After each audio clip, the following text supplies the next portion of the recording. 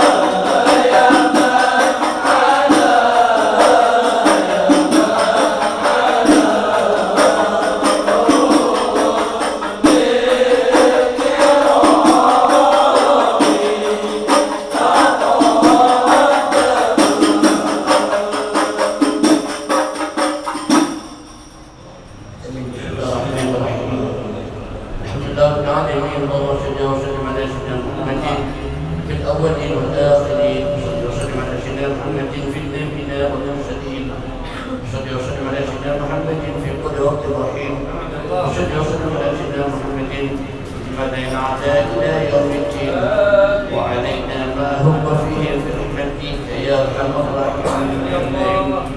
الحمد لله رب العالمين ولما نظمن في الروم درجة من الوجود توجهت إلى الله مضوحلا بسيدي وحبيبي محمد صلى الله عليه وآله وسلم جعل سيده مشكورا وفعل به محمودا ويتوب عملي من أعمال مقبولة وتوجه بالتوجه الخالصة الغافلة الموصولة. الله يا من إليه تتوجه الأمل فتعط ظافرة وعلى باب عشاته الحمد لله فتخشاها منه الفيوضات الغامرة. نتوجه إليك أصرف وسائل مرسلين عبدك صادق الأمين سيدنا محمد الذي أمت رسالته العالمين أن تصلي وتسلم على الأذان الكاملة مستولي أمانة محمد الصديق وحمد الرعية دعوتك الشاملة الأبي الأكبر المحبوب لك والمخصص بالشرف الأفضل في الباطن من موادن قلبي ومظهر قاسم ذلك في عبادك وشديد لأهل مدادك سيد الكونين وأشرف الثقل عبد المحبوب الخالص المخصوص منك بأدب الخصائص. اللهم صل وسلم عليه وعلى آله وصحبه وعلى أقرب من أحبابه. اللهم إنا نقدمه إليك هذا النبي الكريم ونتوسل إليك بشرف مقامه العظيم أن تلاحظنا بحركاتنا وسكناتنا بعين عنايتك وتحفظنا في جميع أموالنا وتباتنا بجميع رعايتك وآخرة بقايتك وأن تبلغنا بشر إليك وإلى هذا الحبيب غاية آمالنا وتتقبل منا ما طهرنا في منياتنا وأعمالنا وتجعلنا في حضرة هذا الحبيب من الحاضرين وفي طرائق اتباعه من السالكين ولحمدك وحكيم المهجر ولهدك الحافظين. اللهم إنا ننال مع رحمتك خاصة فلا تحرمنا وجنون الجميلة الذي رسلتنا إليك فلا تخيبنا. آمنا بك برسولك وجاء النديم وتوجهنا إليك مستهزئين طالبين الطلب منا بالغفران والمرشدا بالإحسان والسائل بما سأل ومعبنا بما أمل وتجعلنا ممن نصرت الحبيب وغفر وله الظاهر وعما بركته وشرفه هذه أولادنا ووالدينا وأهل قدرنا وأهلنا وجميع المسلمين والمسلمات والمؤمنين ومن في جامع الجهاد وآدم راية التميم في جميع المنصور ومعلم مستوى من بأهلها منقورة مهنا وشورة واشكتم قربة المتلوفين وقد الدين المتين واغفر للمظلمين وتقبل توبة التائبين وانصر رحمتك على عبادك المؤمنين أجمعين واغفر شر المعتدين والظالمين وابسط العدد في ولادة الحق من جميع النواحي والأبطال وإنه بتأييد من عندك ونصر على المعادين من المنافقين والكفار واجعلنا يا رب في الحق العظيم من جميع البلايا وفي أزمة من الظلم والخطايا وأجرنا بالعمل بالطاعة أرشدنا قائمين وإذا توفيقنا فتوفنا مسلمين مؤمنين واختم لنا منا بخير الأجمعين. وصل وسلم على هذا الحبيب المحبوب يسوى الأرواح والقلوب وعلى آله وصحبه أجمعين. وآخر دعوانا أن الحمد لله رب العالمين. سبحان ربك رب العزة عما يصفون وسلام على المرسلين الحمد لله رب العالمين.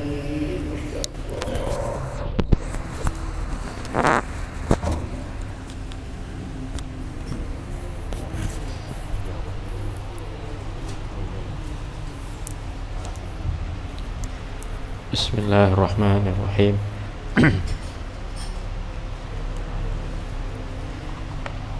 Alhamdulillahi rabbil alamin. Wassalatu wassalamu ala ashrafil anbiya'i wal mursalin Sayyidina wa maulana Muhammad wa ala alihi wa ashabihi ajma'in. Amma ba'du, subhanak la ilma lana illa ma 'allamtana innaka antal alimul hakim. Wa la hawla wa la quwwata illa billahil aliyyil azim.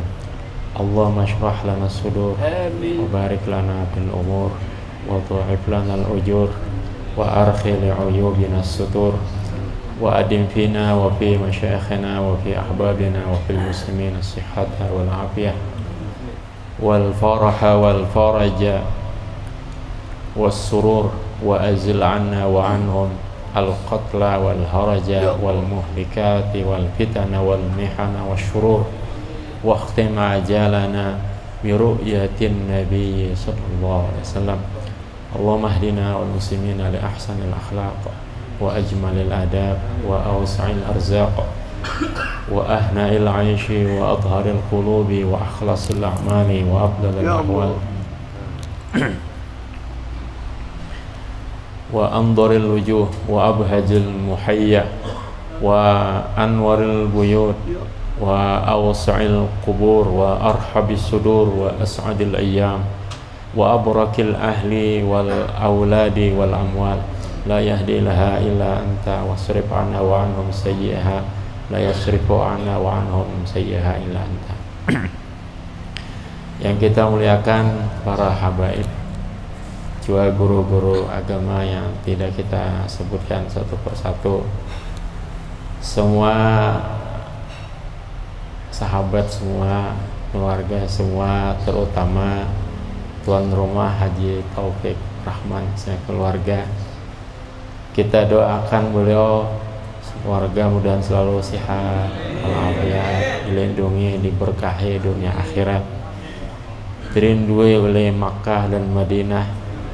Kemudian jika berakhir hidup ini berakhir dengan husnul khatimah. Alhamdulillah, semata-mata karunia Allah Ta'ala Ia pertemukan kita di alam nyata ini, hingga kita bertemu pada kesempatan yang mulia ini, pada waktu yang mulia, pada malam 7 Zulhijjah yang mulia ini, pada bulan yang mulia ini, dalam acara yang mulia ini. Pertama, seputar 10 hari Zulhijjah di dalam Sahih Bukhari dari Ibnu Abbas radhiyallahu anhuma, laisa ayyamun al-amalu fihinna afdalu min hadhihi. Qila walal jihadu ya Rasulullah, qala walal jihadu illa rajulun kharaja min baitihi wala yarji'u aw kama qala.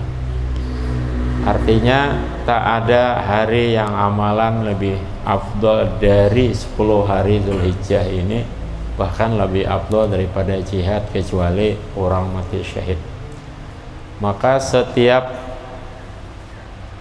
amalan di 10 hari pertama Zulhijjah ini, yaitu derajatnya di bawah mati syahid dan di atas jihad.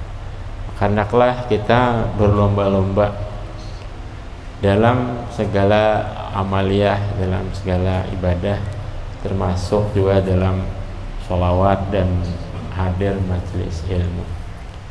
Dari sekian banyak kelebihan tentang 10 hari pertama Zulhijjah, dan itu hadis sahih dalam Sahih Al-Bukhari.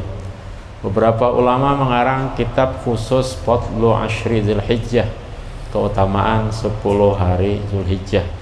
Ada Imam Tabrani, Ibnu Abi Dunya dan lain-lain. Dia juga adalah 10 hari yang disempurnakan bagi Nabi Musa. Wa idh wa'adna Musa salasina lailatan wa atmamnaha bi ashrin, yaitu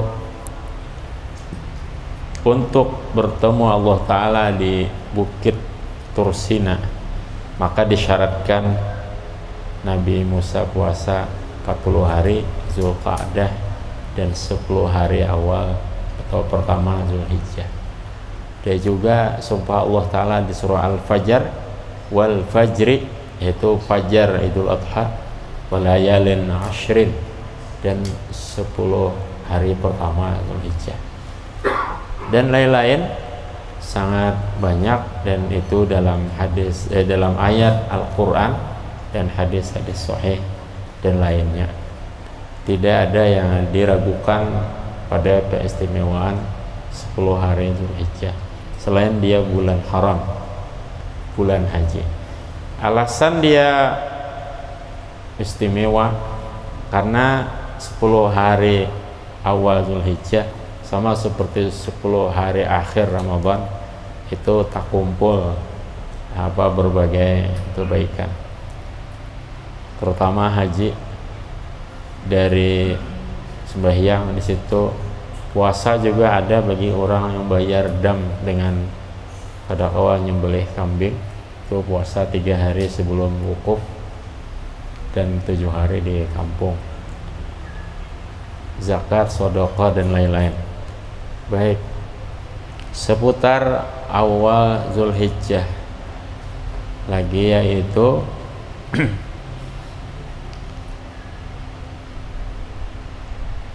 kurban lebih afdal dari akikah, karena kurban disepakati ulama kesunahannya, sedangkan akikah tidak disunnahkan oleh Imam Abu Hanifah. Jadi kurban dalilnya lebih kuat ya dalam Al-Quran, washolli li rabbika wanhar, tidak dengan akikah. Dan boleh menggabungkan keduanya menurut di luar mazhab Syafi'i, 1 kambing akikah dan kurban untuk 1 orang. Tidak boleh pada mazhab Syafi'i, mesti akikah seekor atau 2 kurban seekor. Jadi kurban lebih afdal dari akikah. Nah, itu ringkasnya. Kemudian sejak berniat kurban, apalagi masuk ya Zulhijjah, dimakruhkan menggunting rambut, menghilangkan bulu, menggunting kuku bagi orang yang hendak berkurban. Karena itu beberapa ulama 1 tahun gak ada bergunting, karena ianya berniat berhaji, berjalan kaki dan berkurban. Jadi ada beberapa ulama 1 tahunan tuh kadang mau bergunting rambut. Kenapa? Karena sidin berniat di tahun itu hendak pergi haji jalan kaki entah dari Yaman, entah dari macam-macam. Banyak ulama berniat naik haji itu berjalan betis dan berkurban. Nah, kemudian ada hari Arafah 10 Zulhijjah. Ini kita berbeda dengan Saudi barangkali. Saudi kemungkinan hari Arafah ini lusa atau Sabtu, kita hari Minggu karena hari rayanya berbeda.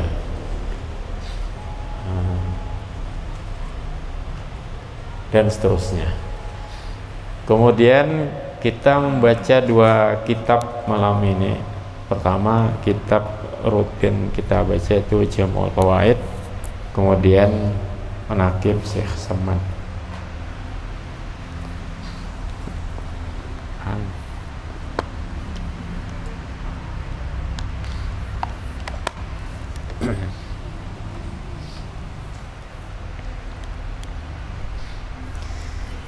Bismillahirrahmanirrahim.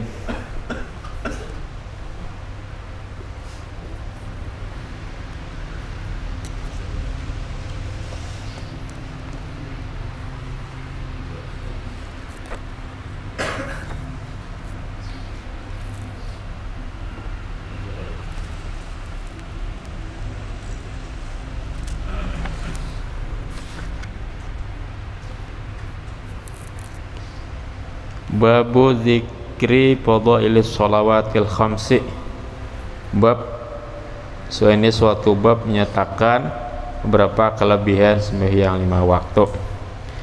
Riwayat daripada Hasan radhiyallahu anhu, berarti ini sahabat Hasan bin Ali, bahwasanya Nabi sallallahu alaihi wasallam bersabda, umpama sembahyang 5 waktu itu seumpama sungai yang deras pada pintu seorang kamu lagi banyak airnya. Mandi ia padanya tiap-tiap hari 5 kali, maka apa yang tinggal ada atasnya daripada karatnya atau dekinya. Yakni bahwasanya sembahyang 5 waktu itu menyucikan daripada segala dosa dan tiada tinggal atasnya suatu daripada dosa pada barang yang lain daripada dosa besar. Jadi dosa kecil dengan sembahyang itu gugur, dengan wudhu pun gugur. Maka inilah apabila ia sembahyangnya ia besarkan dia dan serta ditamamkannya, sempurnakannya rukuknya dan sujudnya. Dan jika tiada maka yaitu mardud atau tertolak atasnya. Jadi sembahyang yang dibesarkannya disempurnakan ruku dan sujudnya. Riwayat daripada Anas radhiyallahu anhu daripada Nabi sallallahu alaihi wasallam, barang siapa Nabi bersabda, barang siapa sembahyang di dalam berjamaah 40 hari, berjamaah 40 hari, tiada meluputkan dia rakaatnya kada masbuk 40 hari, sehari 5 waktu, disuratkan baginya, yaitu ditulis baginya 2 kelapasan, 1 kelapasan dari api neraka dan 1 kelapasan dari munafik, sifat munafik. Ini latihan 40 hari berjamaah tidak masbuk. Riwayat daripada Ubadah bin Samit bahwasanya Nabi SAW bersabda, barang siapa mengambil air sembahyang maka disempurnakannya wudhunya. Sempurna wudhunya syarat rukunnya dan kada burus banyu. Kemudian berdiri ia kepada sembahyang maka disempurnakannya ruku dan sujudnya dan qiraat, membaca Fatihah padanya, artinya bertumakninah. Berkata sembahyang itu telah memeliharakan Allah akan dikau seperti barang yang kamu peliharakan kami. Jadi sembahyang mendoakan kita. Jadi syaratnya tadi wudhu sempurna. Wudhu sempurna ini syarat rukunnya, sunatnya sebagian. Jadi sempurna syarat dan rukunnya. Kemudian sembahyang sempurna ruku, sujud dan bacaannya. Apa aja sembahyang? Artinya telah ini seperti pasti pada doa, maksudnya nih, telah memeliharakan Allah akan dikau seperti barang kamu peliharakan kami. Kemudian naik dengan dia ke langit sembahyang tadi, dan bagi sembahyang itu cahaya dan nur ya cahaya. Maka dibukakan baginya segala pintu langit hingga sampai dengan dia kepada Allah tabaraka wa ta'ala. Maka memberi syafaat sembahyang itu bagi taulannya, bagi kawannya, li sahibihi, bagi orang sembahyang. Jadi sembahyang itu yaitu takdir yang Allah takdirkan bagi badan kita, bagi tubuh kita, dan ia umpat liwat kebaikan sembahyang ini pada tubuh kita, makanya memberi syafaat akan diri kita. Nah, maka apabila menyanyiakan akan rukunya dan sujudnya dan bacaannya, ini sembahyang laju pada bertumakninah ruku, sujud dan bacaannya juga kadang-kadang naruan kayak orang mabuk bejat. Maka berkata sembahyang itu telah menyanyiakan dikau oleh Allah Ta'ala. Apalah yang ada sembahyang lalu seperti barang menyanyiakan engkau akan kami. Kemudian naik dengan dia ke langit dan baginya zulmah, gelap. Sembahyang nih gelap hingga sampai dengan dia kepada langit, maka ditutup akan pintu langit, ditinggalkan dia. Kemudian digulung akan dia seperti gulung kain yang buruk, maka dipukul dengan dia akan mukanya dan tubuhnya. Ini sembahyang kada diterima ini, lalu berhirang muha, awak berhirang juga. Kenapa? Sembahyang ini disia-siakan, kada disempurnakan ruku, sujudnya dan bacaannya. Dan riwayat daripada Hasanul Basri bahwasanya Nabi SAW sabdanya, adakah kukhabarkan kamu dengan yang terlebih jahat manusia mencuri? Sembah mereka itu siapa? Iya ya Rasulullah. Sabdanya yaitu orang yang mencuri daripada sembahyangnya. Pencuri paling jahat tuh pencuri sembahyang. Sabdanya yang tiada mentamamkan ruku dan sujudnya. Jadi sembahyang ini pulingas-pulingas, kada sempurna ruku sujudnya, mencuri dari sembahyangnya. Sembahyang dikorupsi nih. Dan daripada Salman Al-Farisi radhiyallahu anhu berpula sembahyang itu sukatan kan? Yang sempurna, orang yang menyempurnakan, disempurnakan pula. Sukanan yang sempurna.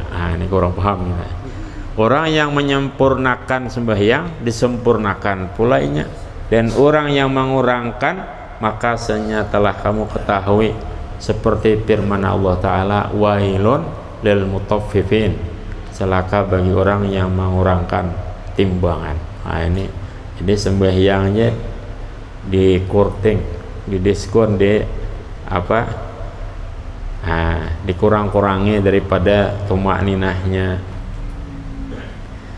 Dan riwayat Abu Hurairah radhiyallahu anhu daripada Nabi sallallahu alaihi wasallam bersabda bahwasanya yang terlebih berat sembahyang atas munafikin itu sembahyang isya yang akhir dan sembahyang fajar subuh.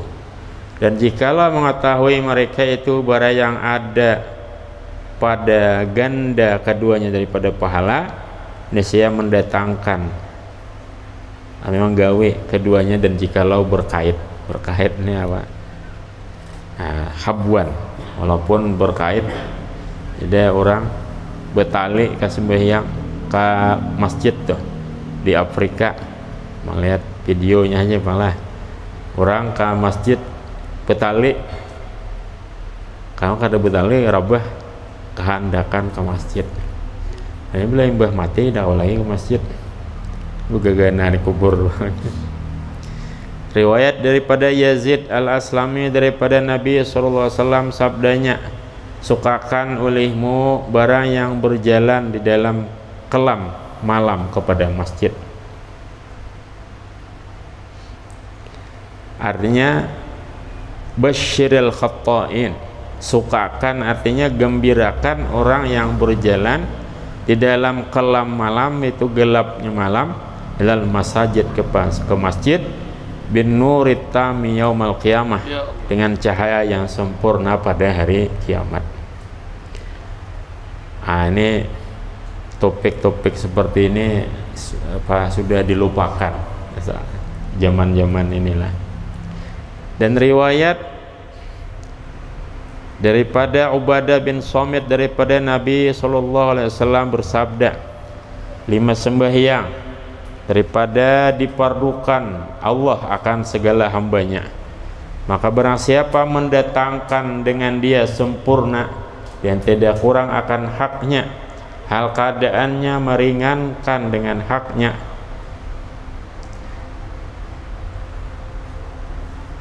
adalah baginya pada Allah Ta'ala itu janji bahwa memasukkan dia akan surga.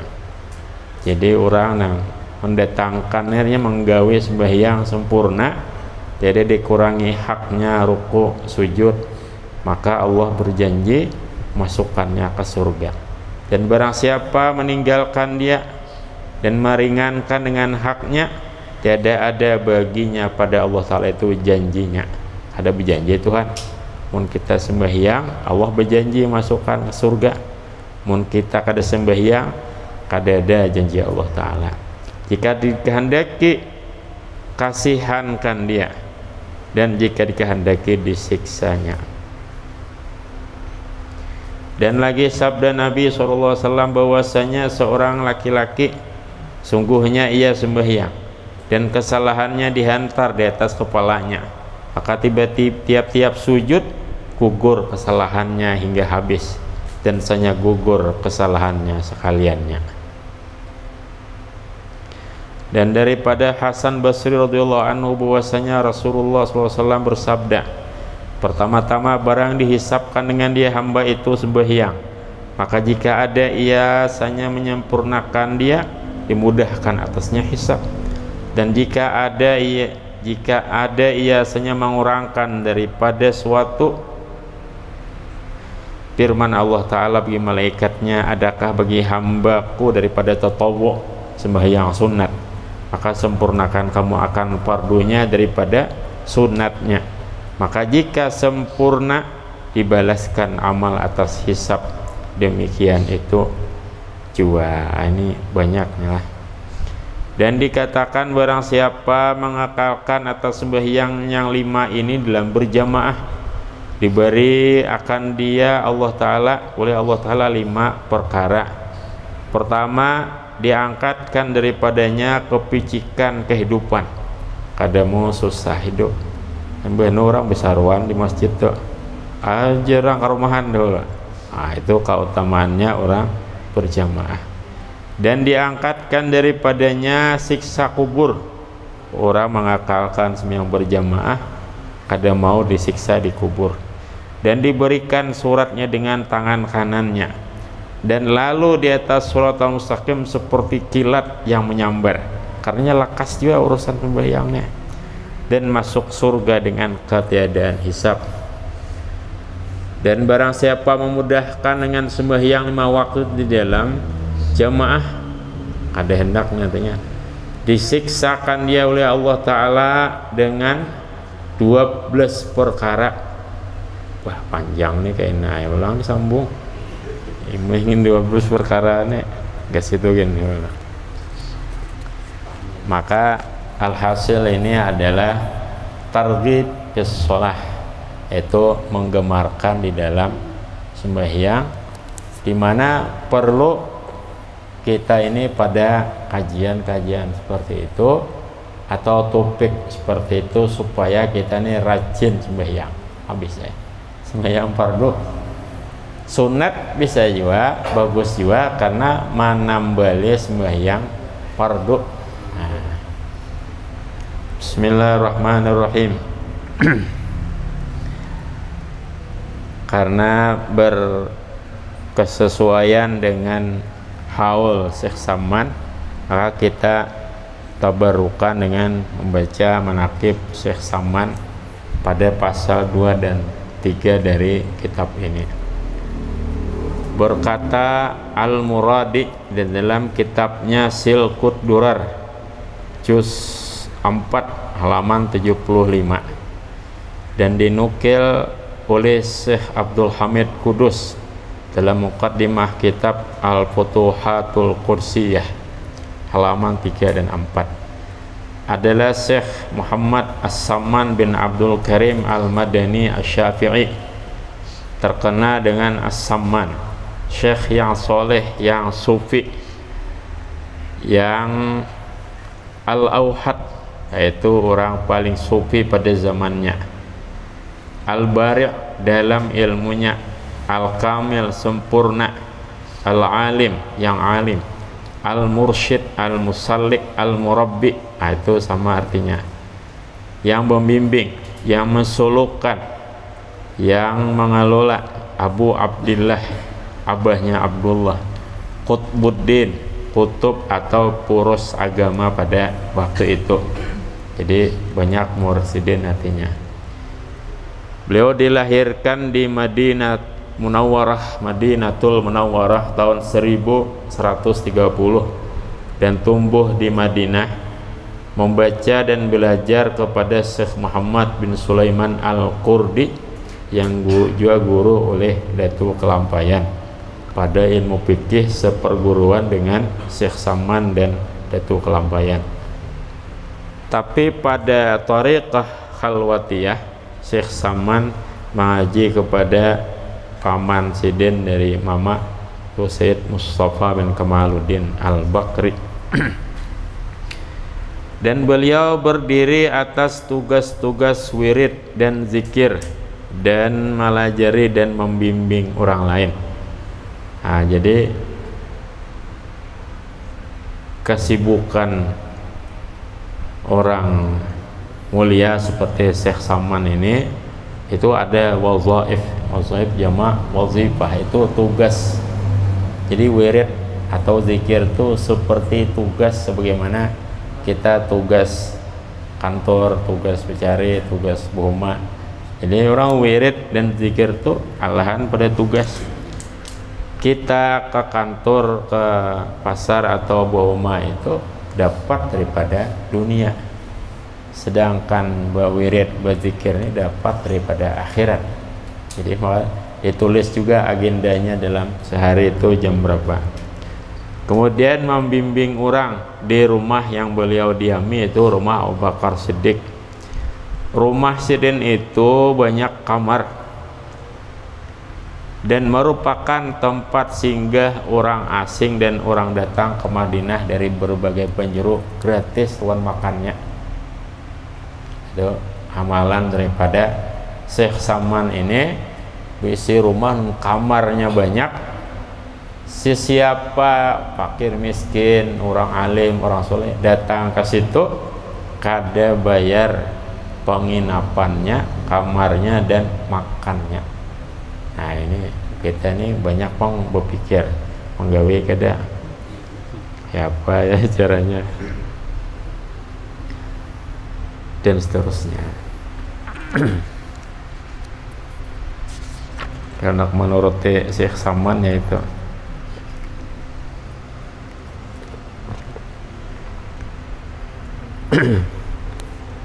dari sekian banyak tentang manaqib Syekh Saman ini adalah yaitu beliau adalah Al-Qutbul Akbar wal Ghawthul Ashhar Alimul Madinati bi asriha, kutub yang paling besar, kemudian wali Ghaus yang paling terkenal, merupakan orang alim di Madinahan.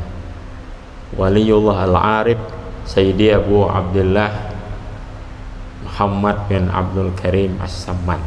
Orang lebih memanggil Abu Abdullah, abahnya Abdullah. Kada mangyau ngaran Muhammad bin Abdul Karim As-Samman Al-Madani. Adalah beliau itu minal awla'ir rasikhina fil haqa'iq, yaitu diantara termasuk wali yang mendalam pada ilmu hakikat. Intahat ilaihi tarbiyatul muridin, sampai ke pangkuannya pendidikan para santri. Fatakharraja min tahti yadihi awliya wa ulama la yuhsauna, sehingga lahirlah dari asuhan beliau para wali dan ulama yang tidak terhingga. Wa nasya'a mayyalan ala ta'ah, sidin tumbuh condong kepada taat. Wa huduril jum'ati wal jamaah, hadir sembahyang Jumat dan berjamaah. Wa mulaziman ala shaum, puasa setiap hari kecuali 2 hari raya dan 3 hari tasyrik. Jadi 2 yang mungkin jauh daripada kita. 1 berisi rumah, kamar banyak, gratis tuan makannya. Yang kedua puasa hari-hari, melazimi jamaah. Mustaghilan bi mutala'ati kutubis sadat, sibuk membacai kitab-kitab para ulama. Hatta asyraqa alaihin anwar, hingga bercahaya kepada beliau cahaya. Wamtala'a minal ulumi wal asrar, dan penuh daripada ilmu dan rahasia. Wa hadara masyayikhal ulama, hadir ke pengajian para ulama. Wa talaqqa ilmal haqiqati an walidih, dan belajar ilmu hakikat dari abah sidin yaitu Abdul Karim. Wa hadara ila Misra li talaqqil ulum, beliau ke Mesir menambah ilmu dan mendirikan halaqah zikir di Mesir, dihadiri oleh banyak ulama, maka terkenallah beliau dan Wantar dan seterusnya.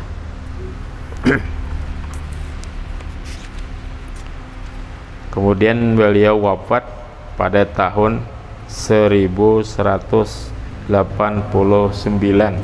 dan dikuburkan di Baqi'. Jadi lahir 1130, 30 menjadi 89, berapa tuh? 59 umur beliau. Cukup penting dibahas adalah wa kana qaddasallahu sirrahu idza ghalaba 'alaihi al-jamal takallama bilisanil hal. Adalah Syekh Saman apabila menguasai atasnya oleh jamal Allah Ta'ala. Allah Ta'ala ada jamal, ada jalal. Nah, jamal artinya keelokan, jalal artinya kewibawaan. Itu suatu istilah masyhur antara jamal dan jalal. Bila dikuasai oleh jamal Allah Ta'ala, keelokan Allah Ta'ala, takallama bilisanil hal, berbicara dengan lidah keadaan. Famin dzalik, diantaranya adalah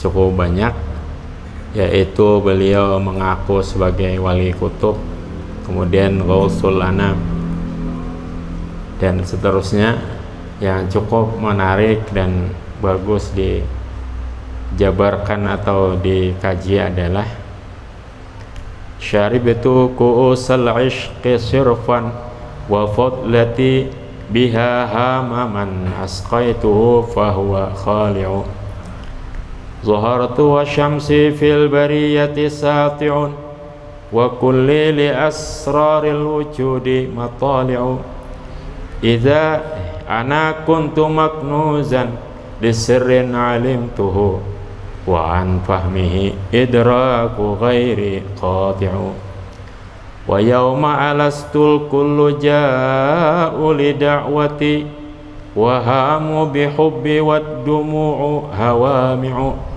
Ini sulit ya anunya. Jadi di sini beliau mengaku seperti Tuhan dalam bahasa sufisme. Bagaimana? Karena judulnya adalah mabuk, jadi ada istilah as-sakharu was-sahwu dalam risalah Qusyairiyah maupun dalam lainnya. Jadi tidak bisa dihukumi dengan murtad atau sesat atau apapun karena dalam keadaan mabuk. Nah, mabuk bukan karena ufyun atau karena ganja, tapi mabuk karena cinta, dan itu 1000 derajat di atas kita. Jadi jangan hendak mengaku-ngaku jika tidak sampai pada derajatnya. Orang seperti kita mengaku cinta itu pasti bohong, tidak mungkin. Maka ingin kita menjelaskan di dalam seputar ini dan jarang dijelaskan. Dan tidak ada orang mengatakan bahwa Syekh Saman itu sesat, apalagi murtad, kecuali Wan Wahabi paling, itu biasa dan sebagainya. Padahal nyata di dalam syair beliau, dalam diwan syair beliau itu mengaku seperti Tuhan atau menempatkan diri pada alas tuh, ya kan? Nah, kurang jelas apa ini ibaratnya. Yaitu artinya pada hari alastu birabbikum, ya kan? Bukankah aku Tuhan kalian? Al-kullu ja'u li da'wati, semuanya datang bagi seruanku. Ini perkataan Syekh Somad, bukan menukil dari Allah Ta'ala. Nah, tapi awalnya itu syaribtu ku'usal ishqi sirfan, aku minum cangkir-cangkir kerinduan murni. Nah, jadi ini lagu tentang kerinduan yang tidak apa, artinya tentang bahwa sini mabuk di dalam cinta. Kalau kita jauh, jadi kedakawa di apa, dilipulkan sedikit pun istilahnya dengan kita. Jadi pada hari bukankah aku Tuhanmu, semua datang bagi seruanku, dan mereka hamu bihubbi, melanglang buana karena cinta kepadaku, waddumu'u hawami'u, dan air mata tumpah karena cinta kepadaku. Ini pada makom jamal istilahnya nih. Baik.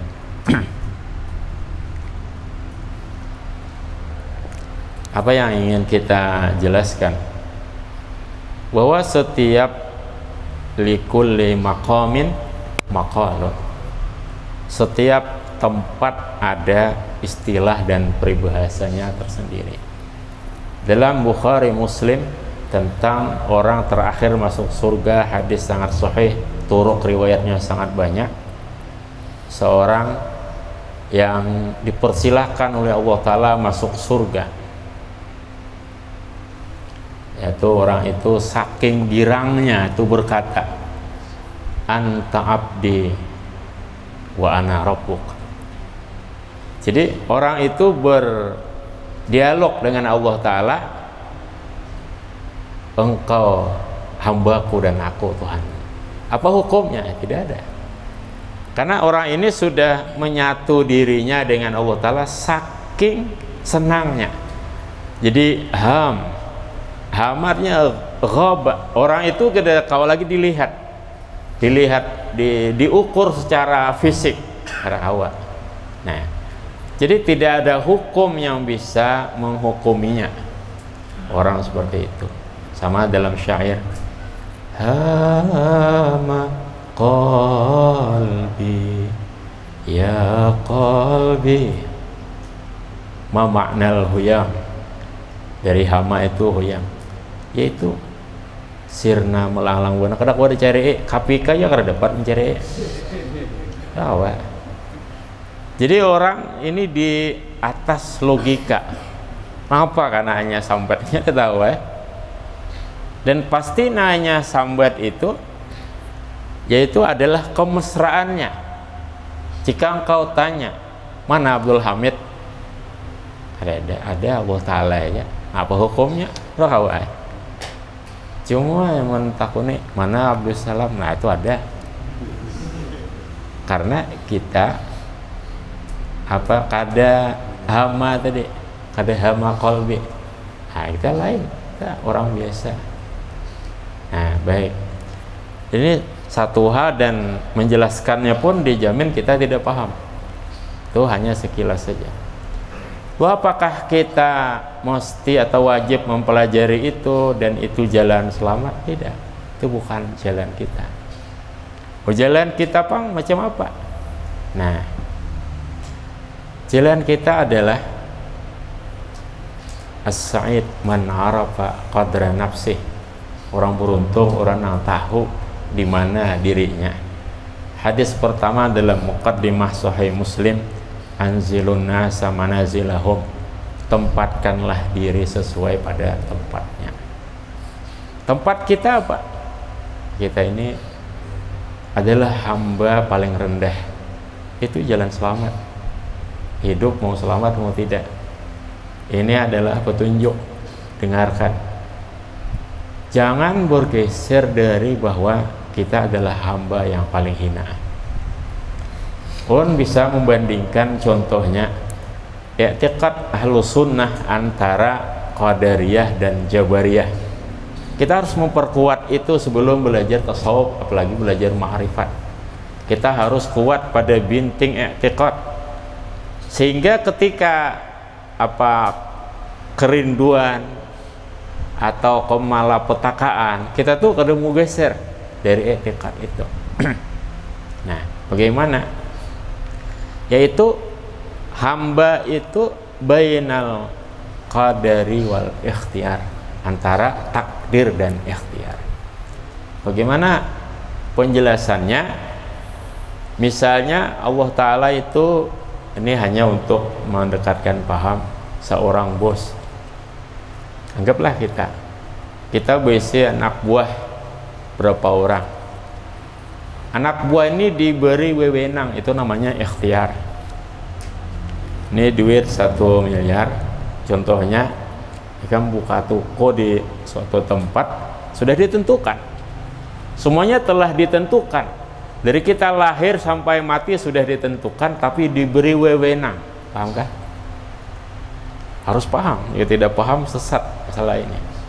Dan memahami ini wajib. I'tiqad ahlus sunnah wal jamaah.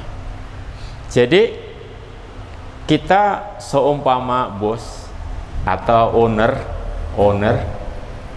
atau pemilik usaha, lalu kita memiliki karyawan. Nah, owner adalah Allah Ta'ala Rabbul Alamin, karyawan adalah budak, yaitu contohnya kita. Nah, jadi ini duit 1 miliar, kamu cari usaha di suatu tempat, ini kamu bukakan usaha, kamu mudahkan, kau carikan ininya, apanya, kamu modali barangnya, apanya, kamu kelola. Nah, kamu kelola ini artinya ikhtiar. Allah beri kita wewenang untuk menjalankan itu. Tapi wewenang sebesar apapun tuh ada batasnya, ya di situ sudah. Di modal 1 M itu, 1 miliar itu, kita usahakan, kita ini, kita itu tuh, kita memiliki durasi waktu yang terbatas, durasi volume rezeki yang angkanya terbatas, semuanya ada batasnya. Kullun ila ajalin musamma biqadarin ma'lum, semuanya. Yang karena batas ya Rabbul Alamin, Allah Subhanahu wa taala. Pemilik usaha ini tadi, pemilik usaha ini ya memang big boss, karena ada batasnya. Nah, jadi apa itu takdir, apa itu qadar, semuanya telah diputuskan sejak kita memodali anak buah kita, sudah diputuskan modalnya hingga sini. Ada bertambah, ada hingga situ bang dah, modal waktu, ya kan?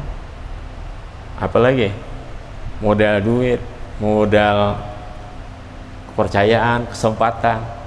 Dan ikam ku beri wewenang mengelola ini, pembelian, penjual, itu namanya ikhtiar. Dan itu pun diputuskan bahwa pemberian wewenang itu keputusan. Benar kan? Pemberian wewenang itu adalah qadar, adalah takdir. Ini namanya i'tiqad ahlus sunnah wal jamaah, yaitu menghimpun antara syariat dan hakikat. Syariatnya adalah wewenang tersebut. Nih duit 1 miliar, kamu usahakan, harus berhasil, harus jujur, dan seterusnya. Itu ikhtiarnya, itu syariatnya. Hakikatnya apa? Kayak apa aja, enggak situ bang, udah sudah ada dari tanggal apa sampai tanggal apa sudah ada, dan kayak apa sudah ada, semuanya termonitor ibaratnya. Pertanyaan, benarkah kita karyawan rendah kemudian mengaku akulah Tuhan? Jawab kan? Kita karyawan rendah, hanya kepala cabang, hanya kepala gudang misalnya, diberi wewenang apa keuangan seini, waktu seini, dan semuanya. Kemudian tiba-tiba kita mengaku aku adalah Tuhan. Walaupun benar bahwa bos besar kita adalah Nabi Muhammad, bahwa pemiliknya adalah Allah Ta'ala. Nah, bisakah kita misalnya Habib Hamidan nih bosnya, kita anak buah oleh beliau hanya diangkat dan bilang kan kada lulus SMA aja diandak kepala marketing di Kurun umpamanya kan. Nah, dipantau terus. Tiba-tiba kita mengaku sebagai Habib Hamidan. Jauh kan? Jauh. Kita tahu kadar kita, duit kita sedikit, kemudian apa? Batas kita ada, budgetnya terbatas, semuanya kita terbatas. Tidak ada seorang hamba itu yang memiliki kekuasaan mutlak, tidak ada. Semuanya terbatas. Sebanyak apapun tetap semuanya terbatas. Tiba-tiba kita hanya bagian marketing bagi usaha itu di Kuala Kurun misalnya, tiba-tiba mengaku aku Habib Hamidan, aku Nur Muhammad. Oh, dari mana?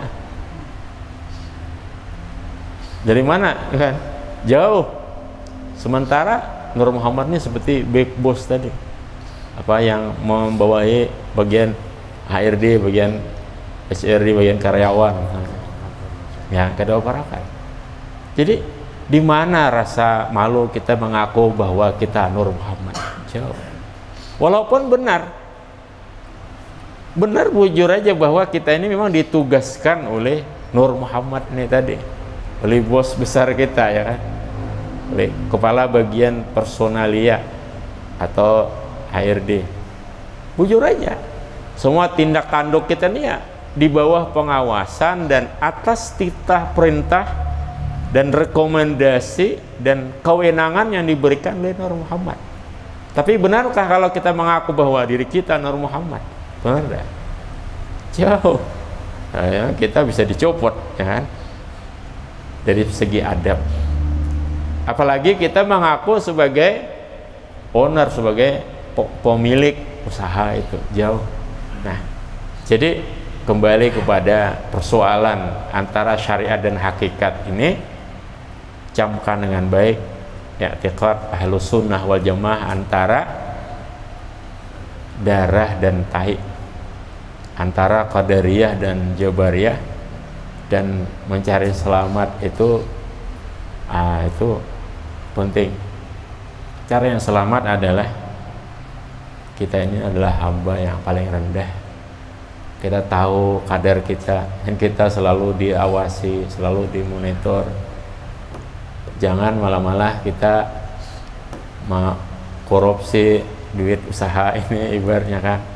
Kita ya selalu taat dan sebagainya, karena kita tahu pangkat kita apa.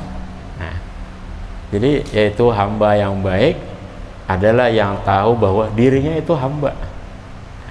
Kita bisa mengatakan aku adalah pimpinan cabang dari usaha ini, tugasku dari Nur Muhammad, bisa-bisa saja.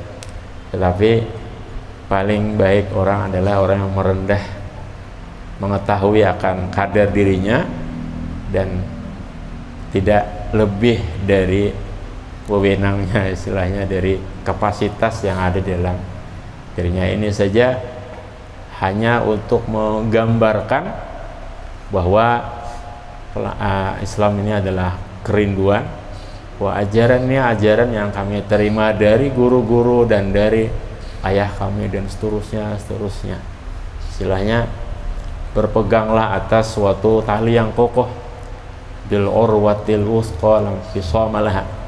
Ini juga yang diajarkan oleh Imam Al-Haddad, oleh Sadah Ba'alawi, dan oleh para habaib, oleh para guru-guru, dan juga diajarkan oleh Imam Junaid Al-Baghdadi, oleh Syekh Abdul Qadir Jailani, Imam Rifai, dan sebagainya. Demikian, Allahu a'lam.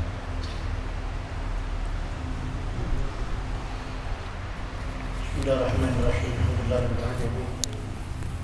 Allahumma shalli wa sallim ala sayyidina Muhammad